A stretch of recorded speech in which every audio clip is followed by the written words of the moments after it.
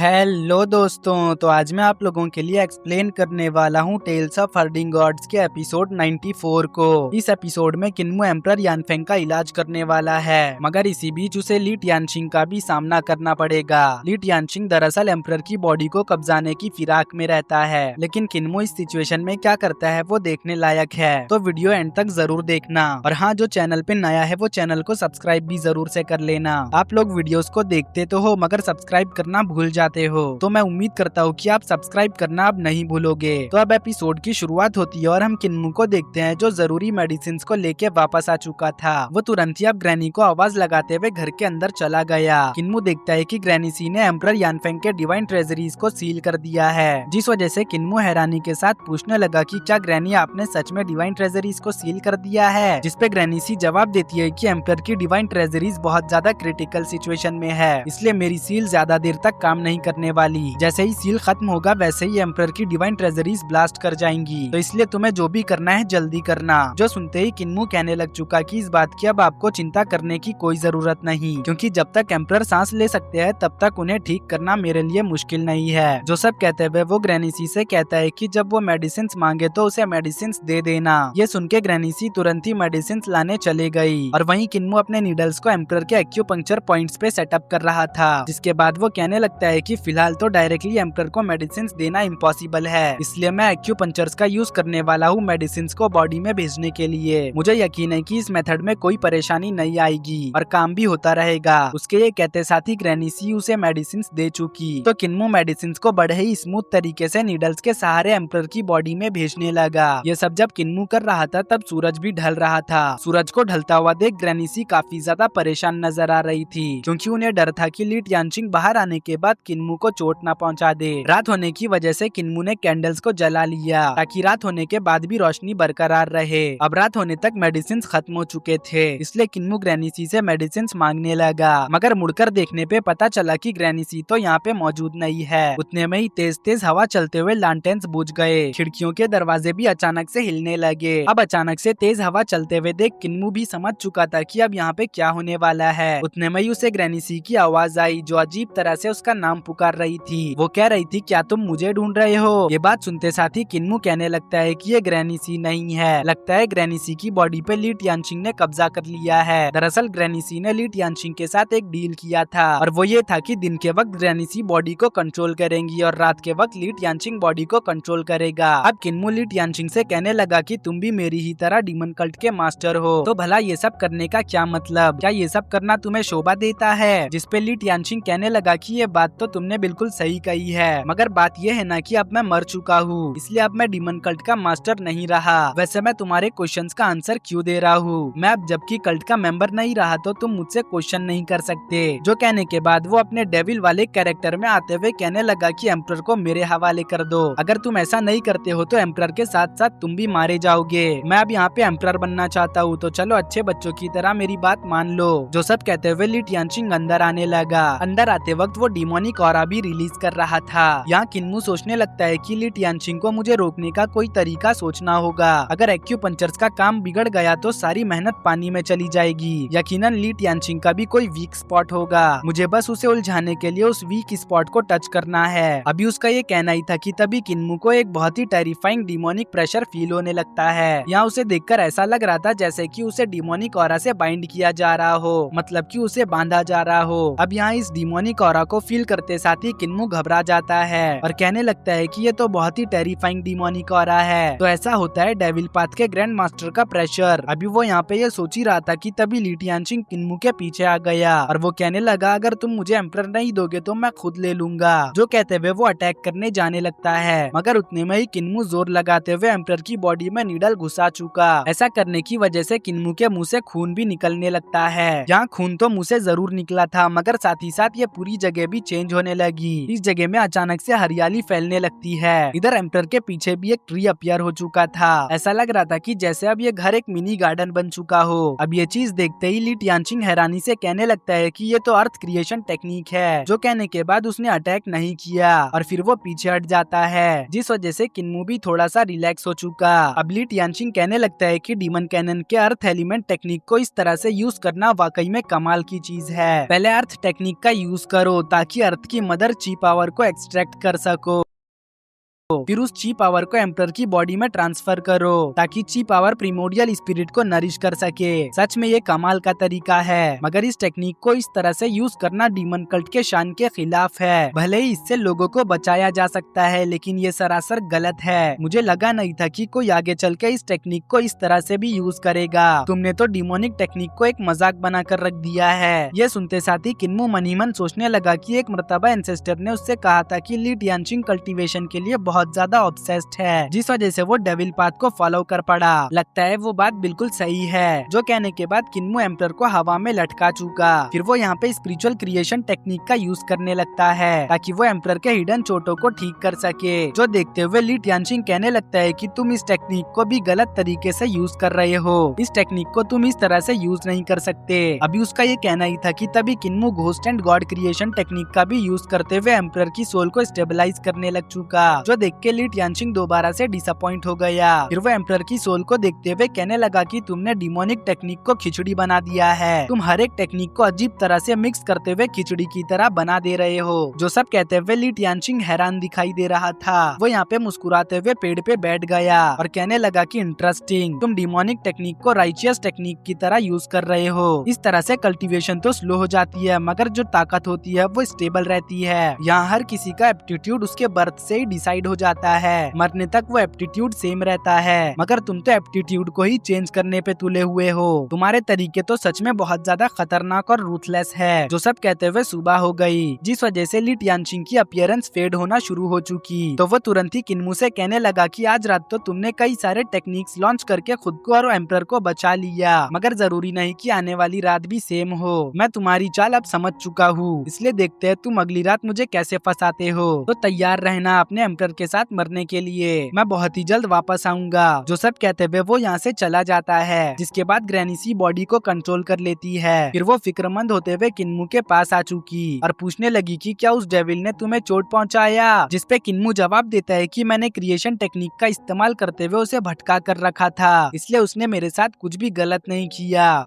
जो कहने के बाद वो बताने लगता है कि फिलहाल एम्परर की बॉडी थोड़ी सी हील हो चुकी है, मगर अब देखना ये है कि क्या उनकी बॉडी सोल को बाइंड करके रख सकती है या नहीं। ये कहते साथ ही किन्मू एम्परर से कहने लगा कि अब क्रिएशन टेक्निक को वो रिलीज करने वाला है ताकि देख सके कि आपकी बॉडी सोल को होल्ड करके रख सकती है या नहीं, इसलिए घबराना बिल्कुल भी मत। जो कहने के बाद किन्मू ने एम्परर के फोरहेड से नीडल निकाल दिया। फिर वो क्रिएशन टेक्निक को भी रिलीज कर देता है। या इसमें तो एम्परर को काफी तकलीफ हो रही थी, लेकिन एम्परर इस पेन को बर्दाश्त कर रहे थे। अब तभी ये जगह चेंज हो गई और यहाँ पे अचानक से अंडरवर्ल्ड के लॉर्ड अपीयर होने लगे। हालांकि इस जगह पे अंडरवर्ल्ड के लॉर्ड तो अच्छी तरह से हमें देखने को नहीं मिलते, मगर उनका लांटेन क्लियरली विजिबल था, जो अब एम्परर के सोल को खींचने लग चुका। ये देखते ही किन्मू घबरा जाता है और तुरंत ही यहाँ पे डिमोनिक स्पेल्स को कास्ट करना शुरू कर देता है। इस टेक्निक की वजह से एम्परर की बॉडी में कई सारे पैटर्न्स बन जाते हैं, जो अब एम्परर की सोल को वापस उनकी बॉडी में सील कर चुके, जिस वजह से अंडरवर्ल्ड के लॉर्ड वापस चले गए और चीजें दोबारा से नॉर्मल हो गई। फिर अब किन्मू कहने लगता है कि एम्परर की बॉडी अभी भी वीक है, इसलिए उनकी बॉडी सोल को संभाल नहीं पा रही। मुझे एम्परर की बॉडी को 2 और दिन तक नरिश करना पड़ेगा, तभी जाके एम्परर की बॉडी सोल को संभाल पाएगी। लेकिन मसला तो ये है कि मैं ली टियानचिंग को 2 रातों तक कैसे संभालूंगा। मुझे ली टियानचिंग को बहला कर रखने के लिए कोई और स्कीम सोचना पड़ेगा। उसके इसी बात के साथ हमें डायरेक्ट रात का सीन दिखाया जाता है, जहाँ रात होते ही ली टियानचिंग वापस आ चुका। आते साथ ही उसने यहाँ मौजूद कौओं को मार डाला। फिर वो कहने लगा कि कल्ट मास्टर केन, देखो मैं दोबारा से आ गया हूँ। यहाँ ली टियानचिंग के आते साथ ही दोबारा से तेज हवा चलने लगी, जिस वजह से कैंडल्स बुझ गए। वहीं एम्परर तो ली टियानचिंग के वॉइस को ही संभाल नहीं पा रहे थे। वो कहने लगे कि किसी की आवाज इतनी डिमोनिक और अट्रैक्टिव कैसे हो सकती है। यहाँ एम्परर की इस हालत को देखकर आप लोगों को समझ आ चुका होगा कि ग्रैंडपा बी और विलेज चीफ क्यों कह रहे थे कि एम्परर भी ली टियानचिंग को संभाल नहीं सकते। अब जैसे ही किन्मू ने ये नोटिस किया, वैसे ही उसने एम्परर के 6 सेंसेस को सील कर दिया। फिर अब ली टियानचिंग अंदर आते हुए कहने लगा कि किन्मू, आज तो तुम्हारे पास कुछ नहीं है, इसलिए आज भला तुम मुझे कैसे उलझाओगे। आज यकीनन एम्परर मेरा होगा। जो कहते हुए जब उसने किन्मू को देखा तो वो शॉक हो गया, क्योंकि किन्मू यहाँ पे अपने सैटर्न गॉड ट्रांसफॉर्मेशन वाले रूप में था। ली टियानचिंग तो ये देखते ही कहने लगा कि ये तो डीमन कैनन की टेक्निक है, जिसे सैटर्न सावरेन अर्थ मार्क्यूस ट्रू टेक्निक के नाम से जाना जाता है, मगर ये तो उससे अलग दिख रहा है। भला ऐसा क्यों है? आखिर तुमने ऐसा ऐसा क्या किया जो इस टेक्निक का पूरा नक्शा ही बिगड़ गया। यह सुन के किन्मू मुस्कुराने लगा। तभी ली टियानचिंग कहने लगा कि जब उसने ये टेक्निक कल्टीवेट किया था तब ना उसका फॉर्म बदला था और ना ही उसके पास इस तरह का कोई स्क्रोल था। अभी उसका ये कहना ही था कि तभी किन्मू ने पीछे मौजूद यूडू के गेट को भी रिवील कर दिया। इस गेट को देखने के बाद तो ली टियानचिंग की हैरानी और ज्यादा बढ़ गई। तभी उसकी नजर गेट पे लिखे हुए शब्दों पे जाती है, जिसे भले ही ली टियानचिंग पढ़ ना पा रहा हो, मगर वो ये बात तो समझ चुका था कि ये यूडू की लैंग्वेज है। अब किन्मू उसे टॉन्ट मारते हुए पूछने लगा कि क्या तुम्हें सैटर्न सॉवरेन अर्थ मार्क की उस टेक्निक के बारे में नहीं पता जो मुझे इतने गौर से देख रहे हो। तो ली टियानचिंग कहने लगता है कि भला मुझे कैसे नहीं पता होगा, मैं भी तुम्हारी ही तरह कल्ट मास्टर और सेक्रेट टीचर हूँ। जो कहने के बाद ली टियानचिंग अपने चार्मिंग इफेक्ट का यूज करने लग जाता है। तो किन्मू फौरन ही यहाँ पे अपना मुंह मोड़ते हुए एम्पर को चेक करने लग गया। वो जानता था कि अगर एक मर्तबा चार्मिंग इफेक्ट में वो फंस गया तो ली टियानचिंग उसे अपने कंट्रोल में कर लेगा, इसलिए बेहतर यही है कि ली टियानचिंग के चार्मिंग इफेक्ट में आओ ही मत। अब वो यहाँ देखता है कि एम्पर तो काफी तकलीफ में है, इसलिए उसने तुरंत ही थर्ड आई को ओपन कर लिया। फिर वो एम्पर की डिवाइन ट्रेजरीज को देखने लगता है। वो एम्पर की डिवाइन ट्रेजरीज को देखने के साथ साथ कह रहा था कि डाउ मास्टर और रूलाई ने अपने इंटेंट्स को एम्पर की बॉडी में छोड़ दिया है, इसलिए अगर उनकी डिवाइन ट्रेजरीज को हील करना है तो इन इंटेंट्स को रिमूव करना पड़ेगा। मगर बात यह है कि अभी मेरी कल्टीवेशन लो है, इसलिए मैं डायरेक्टली इंटेंट्स को रिमूव नहीं कर सकता। अगर करूंगा तो हो सकता है कि एम्पर और ज्यादा मुश्किल में पड़ जाए। यहाँ थर्ड आई को देखने के बाद ली टियानचिंग तो हैरान था। वो कह रहा था कि भला अब ये थर्ड आई कहाँ से टपक पड़ी, क्या हम दोनों ने सेम टेक्निक्स को कल्टीवेट नहीं किया? एक मिनट, कहीं ये सब इसलिए तो नहीं हो रहा कि हमारा एप्टीट्यूड अलग अलग है। ली टियानचिंग को इतना कंफ्यूज देख के तो किन्मू यहाँ पे खुश हो रहा था, उसे काफी ज्यादा मजा आ रहा है क्योंकि उसका जो गोल था वो उसमें कामयाब हो चुका है। यहाँ किन्मू ली टियानचिंग को बहला कर रखना चाहता था और ली टियानचिंग भी किन्मू की नई एबिलिटीज देखने के बाद बहल चुका था। अब किन्मू ली टियानचिंग से कहने लगा कि अगर तुम चाहते हो कि ये सब इतना अलग क्यों है तुम्हें पता चल सके तो मेरा एक काम करना पड़ेगा, तुम्हें मेरे साथ एम्पर की बॉडी में इंस्पेक्शन के लिए जाना पड़ेगा। जो सुनते ही ली टियानचिंग मना कर चुका और कहने लगा कि भला मैं तुम्हारी बात क्यों मानूं? देखो मैं जानता हूँ कि तुम मेरे इस्तेमाल से एम्पर की हेल्प करवाना चाहते हो, लेकिन मैं ऐसा नहीं करूंगा। ये सुनते ही किन्मू कहने लगा कि क्या तुम्हें अपने सवालों का आंसर नहीं चाहिए? जो सुनते ही ली टियानचिंग इस चीज के लिए मान जाता है और पूछने लगता है कि भला हम एम्पर की बॉडी में कैसे जाएंगे? तो किन्मू बताने लगा कि पहले हेवन और अर्थ मस्टर्ड टेक्निक के इस्तेमाल से अपनी बॉडी को श्रिंक करो, फिर डीमन शैडो टेक्निक यूज करके अपने फिजिकल धर्मा फॉर्म को हाइड करो। जो कहने के बाद किन्मू एम्पर की बॉडी में इंटर कर गया।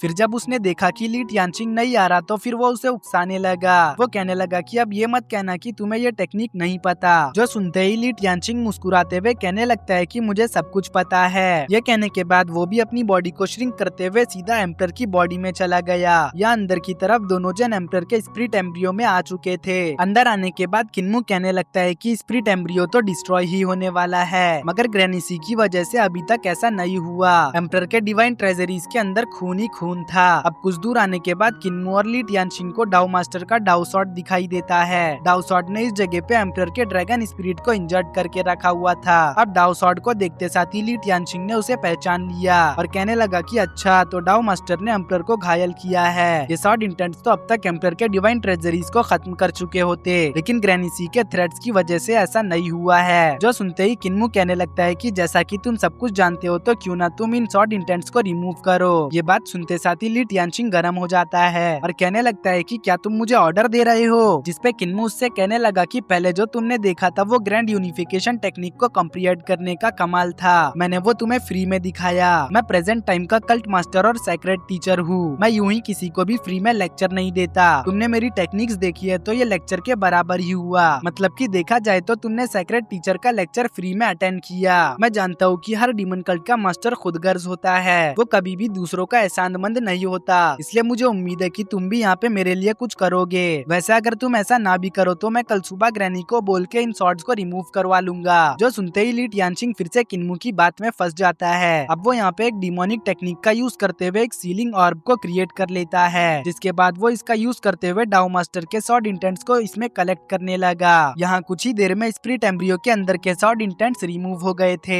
जिसके बाद वो किन्मू से कहने लगता है कि क्या तुम्हें ये टेक्निक आती है, जिसपे किन्मू सेम टू सेम ऐसा ही एक ऑर्ब क्रिएट कर लेता है। फिर वो कहने लगता है कि हम दोनों भी कल्ट मास्टर और सेक्रेट टीचर है, इसलिए ऐसा कुछ नहीं जो मुझे तुमसे कम पता हो। मैं तो कहूँगा कि मुझे तुमसे ज्यादा ही पता है, मगर फिलहाल मेरी कल्टीवेशन कम होने की वजह से मैं डाउ मास्टर के इंटेंट को रिमूव नहीं कर सकता। जो सुन के ली टियानशिंग कहने लगता है कि तुम बातें बहुत अच्छी तरह से बना लेते हो, बातें बनाना तो कोई तुमसे सीखे। तो किन्मू कहता है कि मैं बातें नहीं बना रहा, यहाँ पे जो सच है मैं वही बता रहा हूँ। अगर यकीन नहीं होता तो 5 एलिमेंट ट्रेजरीज में चल के तुम मेरे साथ कम्पीट कर सकते हो। बोलो क्या तुम्हारे अंदर कम्पीट करने का दम है? जिसपे ली टियानशिंग कहने लगा कि दम की बात तुम ना ही करो तो ज्यादा अच्छा रहेगा, क्योंकि दम तो मुझ में तुमसे ज्यादा कूट कूट कर भरा हुआ है। लेकिन कंपटीशन में मजा तभी आएगा जब इसमें कुछ दाव पे लगा हो। चलो ऐसा करते हैं कि अगर तुम जीत गए तो एक और रात मैं तुम्हें जाने दूंगा, और अगर मैं जीता तो एम्पर के साथ साथ तुम भी मारे जाओगे। अब डील डन करने के बाद ये दोनों फ्लाई करते हुए एम्पर के 5 एलिमेंट ट्रेजरीज में आ चुके थे।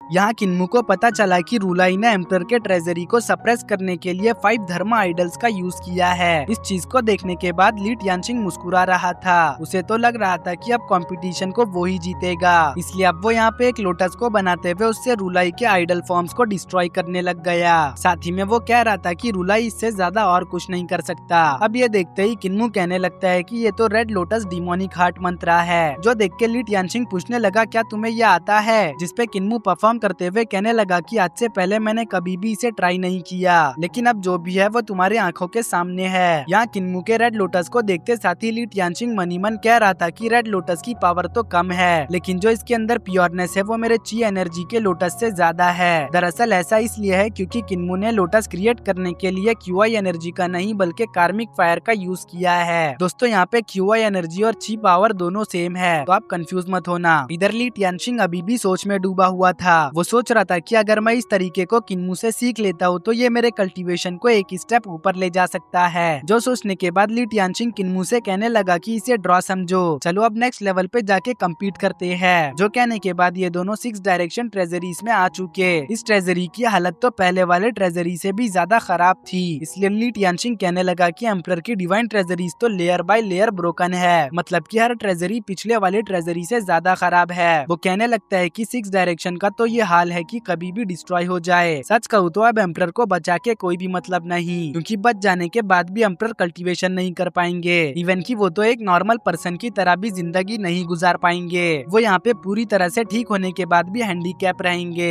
इसलिए मैं तो कहता हूँ कि बेकार की मेहनत क्यों करना। जो सुनते ही किन्मू पूछने लगा कि कल्ट मास्टर भला तुम कल्टीवेशन के लिए इतने ज्यादा ऑब्सेस्ड क्यों हो? तो वो कहने लगा कि कल्टीवेटर्स बस गॉड या डीमन बनने की चाह रखते हैं ताकि वो इस दुनिया में इनविंसिबल बन सके। जो सुनते ही किन्मू कहने लगा कि मगर एंसेस्टर ने तो कहा था कि डीमन कल्ट का लीडर सिर्फ लीडर या सेक्रेट टीचर नहीं होता, वो इस दुनिया के सभी लोगों का मार्गदर्शन होता है। उसे सिर्फ खुद के बारे में नहीं बल्कि लोगों के बारे में भी सोचना चाहिए। जो कहने के बाद किन्मू पूछने लगा कि क्या एंसेस्टर ने उसको ये सब सिखाया? तो ली टियानशिंग कहने लगा कि वो मुझसे डिसअपॉइंटेड थे, वैसे भी अब मैं कल्ट मास्टर नहीं रहा, इसलिए वो तो खुश होंगे। जो सुनते ही किन्मू बताने लगा कि एंसेस्टर फ्लेम नेशन के ऑफिशियल बने। उन्होंने इंपीरियल एडवाइजर के साथ मिलकर एक अकेडमी खोला। ना सिर्फ अकेडमी खोला बल्कि उन्होंने दुश्मनों के बीच रहकर उनके माइंड्स भी चेंज किए। किस लिए? बस डीमन कल्ट के लिए। उन्होंने इंपीरियल एडवाइजर और एम्परर तक को भी डीमन कल्ट के आइडल्स के साथ जोड़ लिया। इसलिए एम्परर को तो मुझे बचाना ही है। अगर एम्परर मर गए तो एंसेस्टर की सालों की प्लानिंग एक पल में ही खत्म हो जाएगी। तुम हार मान गए मगर मैं हार नहीं मानूंगा। मैं एंसेस्टर की प्लानिंग को बर्बाद होने नहीं दूंगा। एंसेस्टर और अपने डीमन कल्ट के लिए मुझे एम्परर को बचाना ही पड़ेगा। जो कहने के बाद किन्मू यहाँ पे रेड पल को बनाते हुए रूलाई और डाउ मास्टर के इंटेंट्स को रिमूव करने की कोशिश करने लग जाता है। किन्मू की बातों को सुन के और डेडिकेशन को देख के तो ली टियानशिंग इम्प्रेस हो जाता है। इसलिए वो आगे आते हुए कहने लगा कि भले ही मैं अब कल्ट मास्टर नहीं रहा, लेकिन फिर भी कल्ट के लिए जो भी अच्छा होगा मैं जरूर करूंगा। मैं कल्ट की भलाई के लिए एम्परर को बचाने में आज रात तुम्हारी मदद करूंगा। जो कहने के बाद उसने अपने डिमोनिक टेक्निक का यूज करते हुए रूलाई और डाउ मास्टर के इंटेंट्स को रिमूव करना शुरू कर दिया। कुछ ही देर में एम्परर का 6 डायरेक्शन ट्रेजरी इंटेंट फ्री हो जाता है। इसी के साथ हमारा ये एपिसोड भी यहीं पे एंड होता है। मुझे उम्मीद है कि आपको ये वीडियो पसंद आई होगी। अगर पसंद आई है तो डिस्क्रिप्शन में दिए हुए लिंक से जाकर मेरे व्हाट्सएप चैनल को भी फॉलो कर लेना, क्योंकि वहाँ पे मैं वीडियोस के रिलेटेड जो भी कुछ होता है इन्फॉर्म कर देता हूँ। व्हाट्सएप चैनल को फॉलो करने की वजह से हमारी एक स्ट्रॉन्ग कम्युनिटी बनेगी।